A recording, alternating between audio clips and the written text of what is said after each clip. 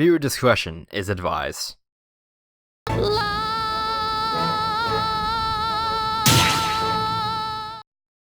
Unlike the other games, Sly 3 eluded me for a few years. I had the first two pretty early on in my life, but I ended up waiting to pick up Sly 3. Due to me not finishing Sly 2 for a pretty long time, I didn't feel the need to pick it up right away. I knew it existed, but I just wanted to finish the second game beforehand. I don't know if it was just me being stubborn, knowing that I can finish Sly 2 eventually, but I just had to finish it first. So I didn't end up playing Sly 3 until I was like 9 or 10, and being around 2007 to 2008. I didn't actually own this game in my first playthrough either. My one cousin let me borrow his copy after he was done playing it, and I immediately loved it. While I don't remember my first playthrough much, I just loved how much better the gameplay was. And until we're playing it for this review, I didn't know why I liked it more than Sly 2 other than it just being better. About 6 months to a year later, I don't remember when specifically, I picked up my own copy, and from there I just played it a good 5 or 6 more times. But growing up, I went back and forth between 1 and 3 being my favorite in the series, and as an adult that has these games mostly fresh in my mind, Sly 3 is definitely my favorite game on PS2. Unlike Sly 2, I hadn't played Sly 3 in years prior to doing this video,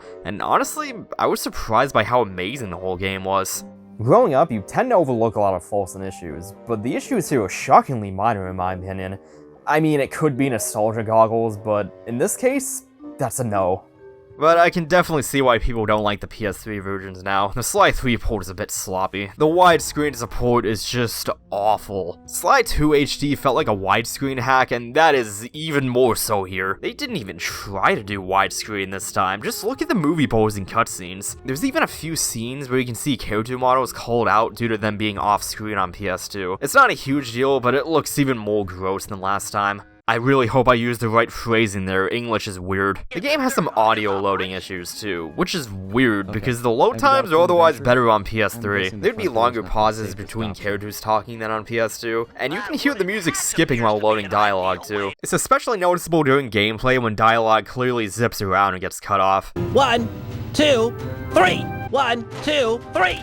The audio loading issues ruin this port of the game, which is just really unfortunate. I had to play this port on a PS2 emulator for the intro, because come on, I couldn't pass that up. This was the first port of the game I replayed just because of how memorable it was, and sometimes the music just cuts off entirely for some reason. It can be fixed by going back into the episode menu, but you shouldn't have to do that in the first place. Luckily, that only happened once, although the game did soft lock on me at one point. At the beginning of episode 4, the cutscene plays like normal, but without music, and then just stops at Sly's face. It clearly failed to load something here, and I had to restart the game to fix it. This didn't happen the second time, but I've heard of soft locks being fairly common in the PS3 collection. The frame rate isn't as consistent either. It wasn't perfect on PS2, but it's definitely worse here, even going as low as 30 in some areas. It doesn't ever get to unplayable frame rates, and it's usually 60 anyway, but the frame rate is definitely better on PS2, although I don't have any 60 FPS PS2 footage to show it. These issues don't make the game unplayable, but just a heads up that the original release on PS2 is a bit smoother of an experience in my opinion, at least when we're talking about Sly 3.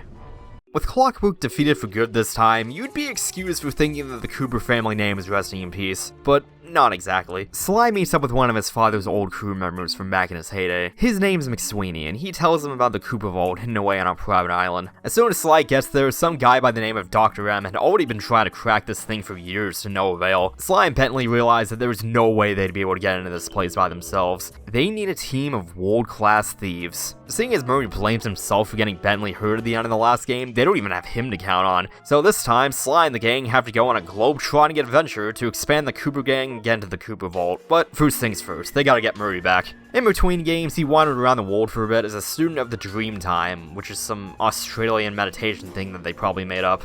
Wait, that's actually real? Well, look at that, the more you know. But he eventually ended up in Venice and had to make the black water run pure. So Sly and Bentley help him out by defeating a local opera singer turned mob boss that kept dumping tar into the canals of Venice. And from there, that's basically what this game's structure is. You go to a new location and help out some new team member until they're in a position to join up with you. The game even starts out after the gang's already been assembled. You hear everyone talk and even get to see some of their abilities. Although Murray is still blurred out for some reason, I guess it's maybe for suspense, but when this dude is literally on the cover of the game, it's pretty obvious he joins back up anyway. After going through Dr. M's lair and almost getting into the Cooper Vault, Sly loses his cane and gets strangled by one of Dr. M's creations. So the rest of the game is a flashback as Sly's life flashes before his eyes. Huh.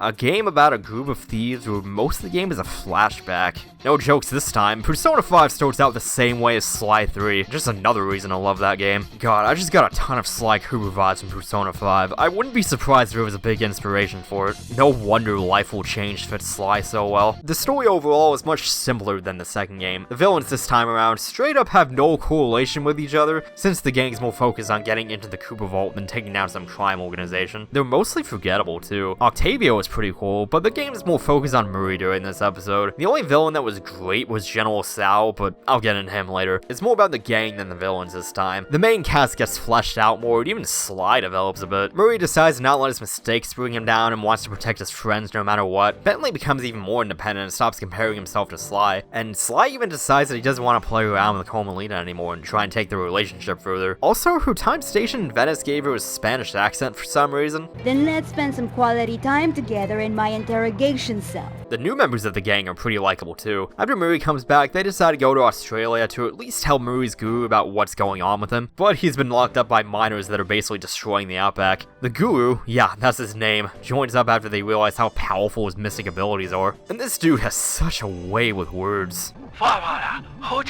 Thanks, Guru. You always know just what to say. The other new character is an OC pilot named Penelope that Bentley met online. She's kind of like a female Bentley, but more confident, to oversimplify it. I like her too, but it's a little annoying how she gets captured twice. Although when it's between a literal dragon and a pirate captain, I don't really blame her either. I don't know, it feels mean calling her a plot device at points, but for how much screen time she gets, I wish she was a little more fleshed out is all. Some villains from previous games even end up joining the gang. Most notably, the Panda King. Bentley's demolition expertise wasn't going to cut it for the Cooper Vault job, and what better guy than the one who figured out how to turn fireworks into emotional art? They make a whole character arc out of it too. Sly and PK can't trust each other at first, for obvious reasons. There's the whole help kill Sly's family thing, but the Panda King is haunted by his defeat and ends up being so lost in meditation and non-violence that his daughter gets kidnapped and forced into marriage by General Sal, and PK ends up coming to terms with his violent side and ends up becoming a much more balanced person because of it. Panda King is honestly one of my favorite characters outside the main cast because of the soul searching he has to go through. Although my favorite Avatar character is Zuko, so I'm probably just a sucker for a good redemption arc. My only gripe is how little screen time he gets after this part of the game. Why go through all this character development and only have him show up 2 or 3 times afterwards?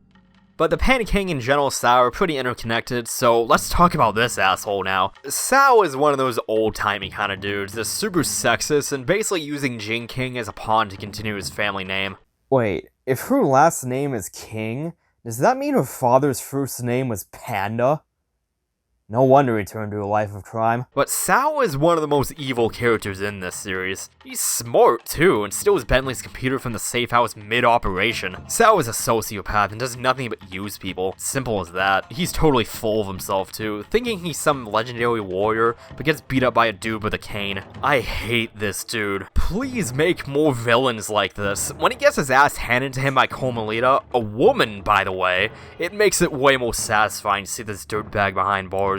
The last new member of the Sly gang is Dimitri. You know, the guy with the bad suit from Sly 2. You actually meet him right at the beginning of the game. Sly busts him out of jail in exchange for Dimitri tracking down Murray. He shows up occasionally to help the gang out, and they eventually return the favor by helping him get his grandfather's diving gear back. Dimitri's alright. He feels like a comic relief character more than anything, but he just informs everyone that he joins the team afterwards and becomes their frogman for some reason. And that reminds me, Sly 3 is a lot more humorous than I remembered. These games had jokes and funnies in them occasionally, but nothing like this time. Keep your hands to yourself, Leon. Back in my day, thieves knew how not to get caught. Keep this up, and the environmentalist will send a thank you card. Any problems with that guy? Said he wanted to be buried in his mom's pasta sauce. Yeah. That's strange. And that was just from the first episode. The jokes happen less often over time as the story gets more serious, but I really liked the added humor. It makes the characters feel like they're palling around with each other, and that makes them feel more human.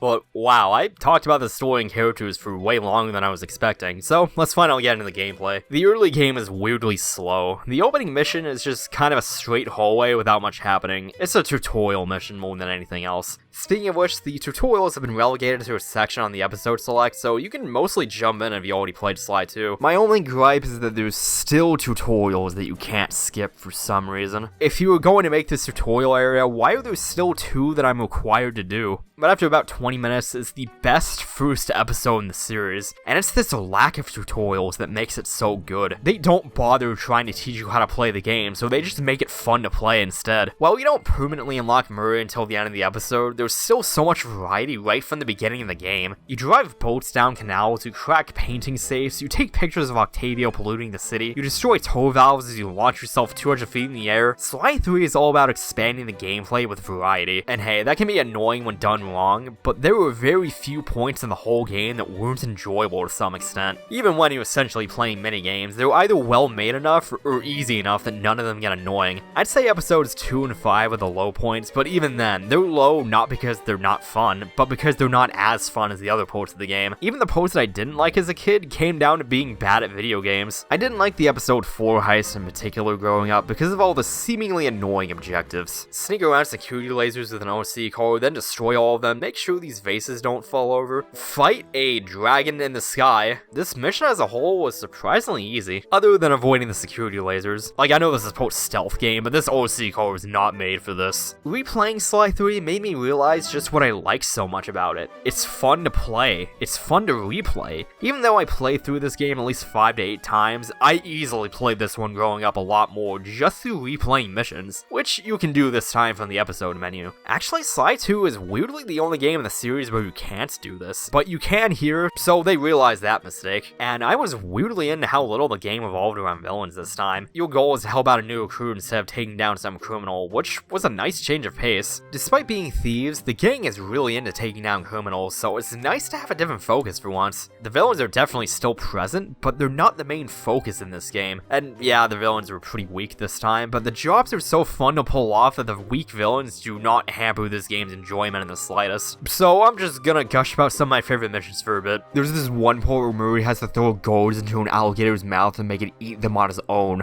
That's brilliant, I love it. I always liked having to defend your plane with these security cameras, especially near the end when you have to constantly keep an eye on both cameras. It's kind of stressful, but in a fun, engaging way, if you know what I mean. I always loved the part during the episode 1 heist where Bentley gets in a duet with Octavio. You have this professional opera singer, then it cuts to Bentley singing the same notes horribly. I love it. Especially near the end when a clearly different voice actor does the big finish. I love how goofy it all is. And one of my favorite new mechanics are these combo saves, just because of how good the execution is. You have to spin the analog stick like you're actually opening a combo lock, and then the controller actually vibrates when you have to turn direction. It's so simple, but actually doing it just feels really good. There's a few painting saves where we have to find the combination hidden in the artwork too. That's just so damn cool. But I should talk more about the new stuff. Sly has disguises in certain episodes that let you sneak past guards much more easily. It's used sparingly, but it's a nice addition. The triangle button also replaces the spin attack. If you press it once, then press one of the other face buttons, you can either do a spin, jump, or push attack. You have to buy these as gadgets, other than spin level 1, but I like this mechanic in concept. Fighting enemies in Sly 2 got a little button mashy, so you can use these to mix it up. But my issue is how good these attacks are. Even at level 1, the push attack makes it so that enemies can barely touch you,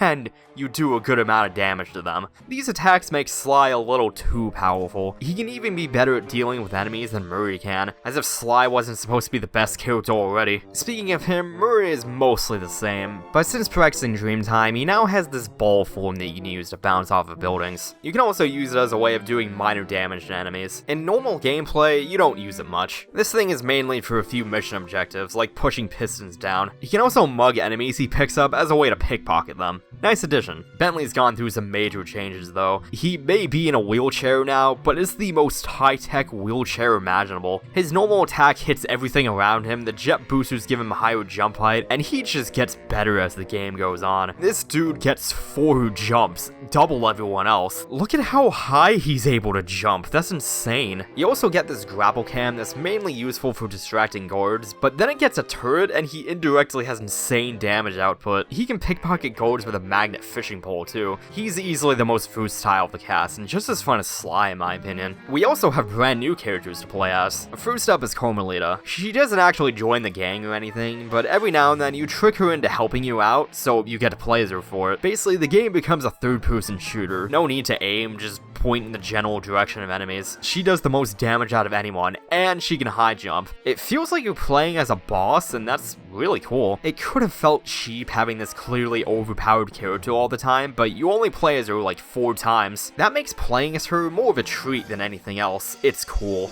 Next up is the Guru. He can't attack enemies directly. He can instead jump on their heads to control them and use them as battering rams. It's a cool idea that gets a surprising amount of use, even taking control of stronger enemies every now and then. You want to play as a Kraken? Yeah, let's play as a Kraken. Penelope isn't controlled directly, except for this one boss. She controls various OC vehicles. Her chopper is pretty much the same as Bentley's was, but it can boost away enemies instead of dropping bombs. Her OC car has a turret on it to deal with enemies, but this one's mostly used for speed or going to tight places. These sections are alright, a change of pace more than anything else. The Panda King is all about fighting from a distance. He has to load up fireworks, but he can attack hordes of enemies at long range. His flaming chops can one-shot enemies if you get close enough too. It's really fun to play as him for a whole 2 missions, I'll bring that up in a bit. And then there's Dimitri, where you play this diving minigame. It's really weird. The left stick controls the camera, and the face buttons move you. I get that this was 2005, but it felt awkward even when I first played it. This is one of the few low points, but the game feels mediocre. Not awful, but not enjoyable either. Although he's only in 2 missions, so you don't have to deal with playing as him for long.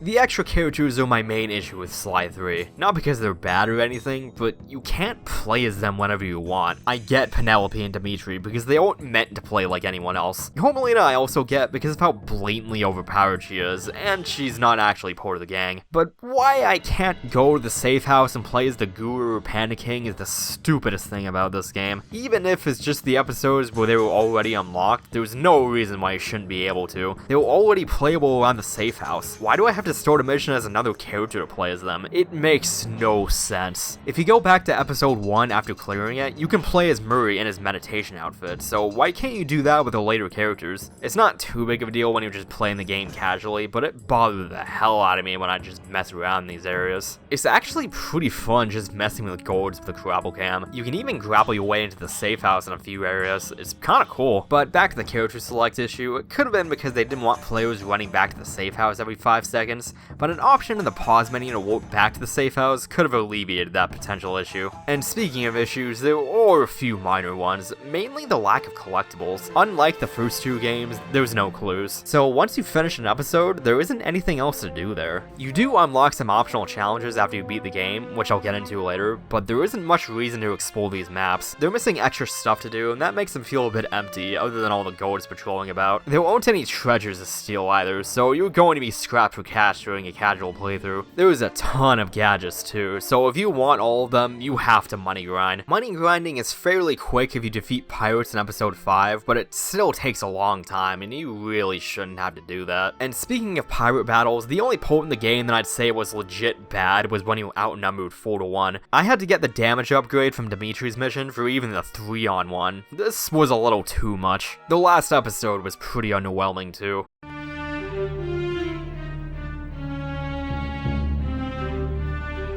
First off, I really like how the final episode is called Honor Among Thieves. I don't know, it makes it feel like the finale to finally see the title of the game. Unlike Sly 2, Sly 3's final episode is a bunch of jobs that have to be done in a linear order. It's mostly minigames too. You only play as the main cast normally, like twice, other than the final boss. This really reminds me of the final episode of Sly 1, which I also thought was a weird way to end the game. It's not that there's ever a bad part of this episode or anything, it's just like, this is a platformer, man. Can I do some more, I don't know, platforming. The only part of this episode with any real platforming was when you actually go into the Koopa Vault, which was pretty fun. It's just nothing but using Sly's abilities to get to the end. My favorite part about this place is that you get to see all of Sly's major ancestors. There were more Koopas along the years, I mean just look at the first game, but these guys are the major ones that contributed the most. It's just cool to learn about Sly's family, and they have an interesting history. Sly even gains the ability to rail grind on lasers. How did Sly's dad figure out how to do this? This series is totally tech noir. And the final boss against Dr. M was surprisingly challenging. I remember him being hard, but I thought it was due to me being bad at video games. This guy took me a few tries. The issue with Sly 3's bosses is that you could just spam your push attack and they could barely touch you. Octavio was really hard because you couldn't go in with any real strategy, just punching him and dodging attacks. Dr. M's second and third phase leave behind these trails of electricity or fire, so using any of Sly's charge moves is super hard to do. You're almost forced to fight this dude head on. I know that this guy studied the Koopas for years, but he actually figured out how to be a challenging boss against Sly, almost like he's exploiting his weaknesses. I don't know if this was intentional, but I'll take my headcanon as what they were going for. That sounds cooler.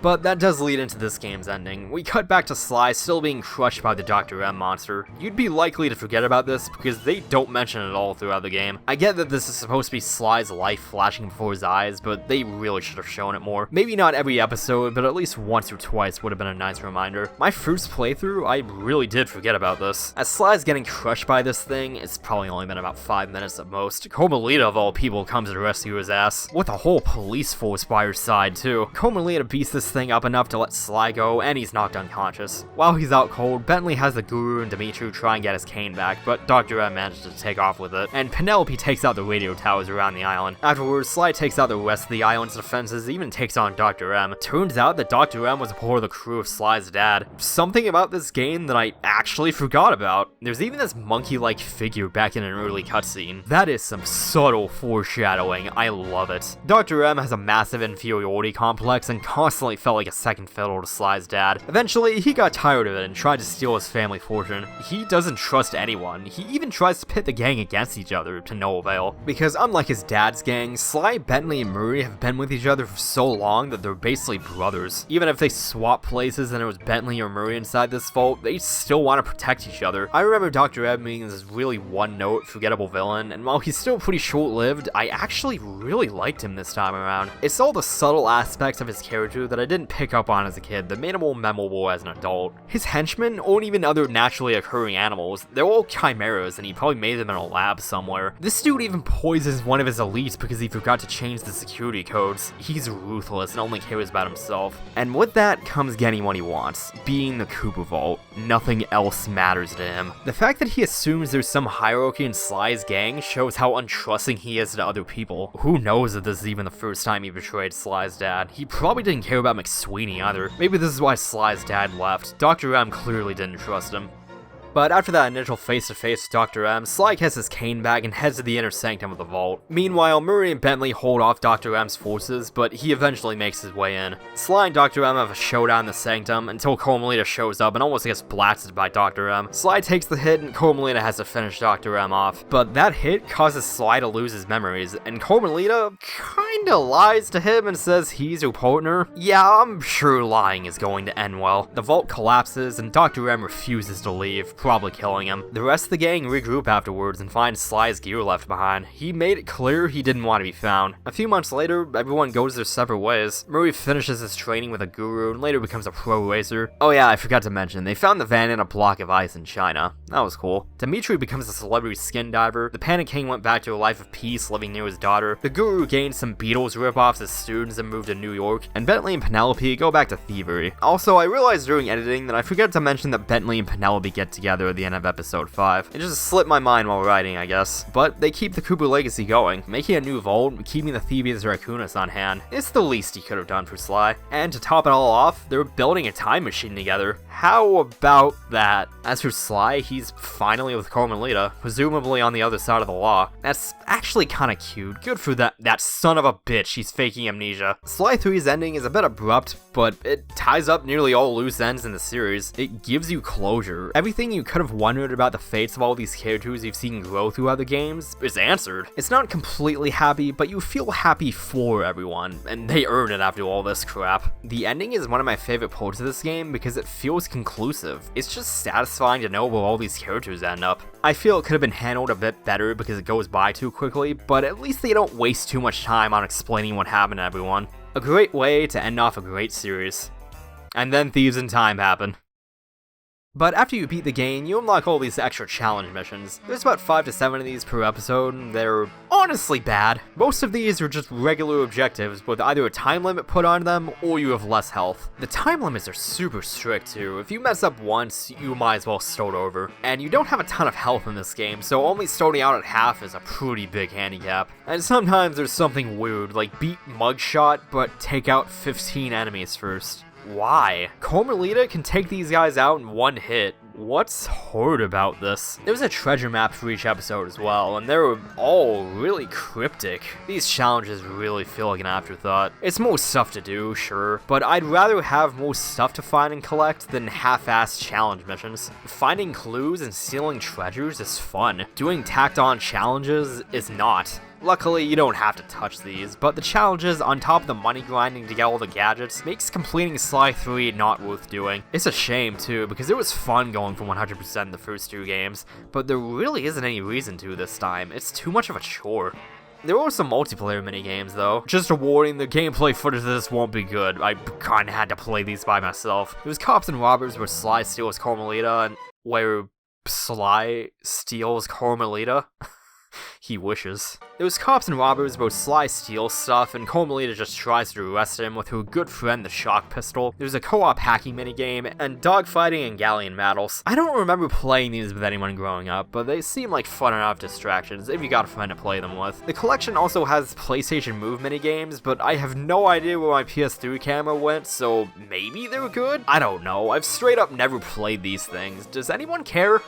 At the end of the day, Sly 3 isn't perfect. I really wish there were more collectibles. The extra content this time around isn't fun. The new characters felt short-lived other than Penelope, and the ending is a bit abrupt, even if it has a good conclusion, but I don't care. Despite the flaws, Sly 3 is my favorite game in the series. I was really back and forth between Sly 1 and 3 growing up, but this one is a much better game in my opinion. Sly 2 has a more compelling story at the expense of having a few missions that are just annoying, but Sly 3 trades the story for much more polished gameplay, and that's why I love it more than the others. Despite all the variety, just about all of it is fun to play. Sly 3 has that perfect length too. The first game felt a little too short, the second one felt a little too long, but this one is the perfect middle ground. Above everything else, I just have fun coming back to it. This is a game that I can just replay whenever, and if that's not the sign of a damn good game, I don't know what is. If you like platformers, please play these games. You'll be in for a fantastic time. But I say this like Sly 3 is the last game in the series, because even though some fans want to forget about it, we still have one more game to look at.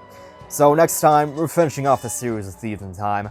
I haven't actually played this game in like 8 years, so I'm curious how I'm gonna feel about it once I'm through with it. Did I say played? I meant finished. I don't know, I got to one point in the game and just said, this game's dumb, and just stopped playing. And if you've played this game, you know exactly what I'm talking about. But until then, this has been Flame Guy. Take care, and I'll see you all next mission.